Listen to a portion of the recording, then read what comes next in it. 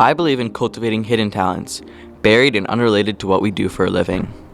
In ordinary life, I'm a civil engineer. I make a satisfying, comfortable living working quietly in my cubicle. But in my other life, I'm a pianist, bringing to life with my own hands the genius of Bach, Mozart, and Chopin. While learning my engineering degree, I worked as a waitress in the dining hall of a retirement community. One day during a break, I discovered a piano in the meeting room. As I sat down to play a few Bach Part 2 interventions, those crisp, driving rhythms and harmonics flew out into the hallways. Residents, numb from ceaseless, easy listening radio, tentatively peeked in, then sat to listen.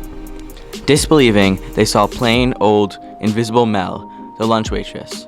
She plays the piano? Where did you study? How long have you played? Can you play Rachmaninoff? They no longer wanted me to quickly and quietly disappear from their dining tables. Mel, wait a minute. Who do you think is better, Gold or Horowitz? I answered, Gold, and a raging debate ensued. For over 20 years, absorbed in my engineering career, I let my musical life die away. But I was always reminded of it when I encountered the secret life of others. At a holiday concert, I heard a tenor voice so glorious it brought tears to my eyes. It was the sweetest, most touching performance of Silent Night I had ever heard. This masterful voice belonged to a colleague, Steve, with whom I had worked for years side by side in adjoining cubicles. I had narrowly defined him, and so many others, by their occupations.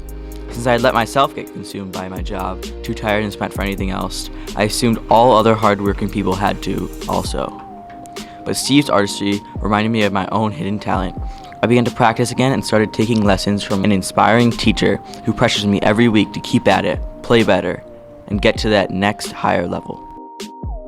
One time, feeling bold, I played a Mozart sonata in an airport lobby between connecting flights.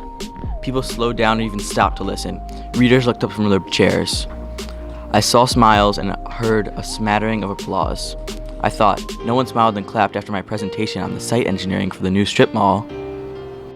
I believe we are more than the inhabitants of our cubicles, more than engineers or even parents, husbands, and wives. I believe that we are transformed and connected by the power and beauty of our creativity.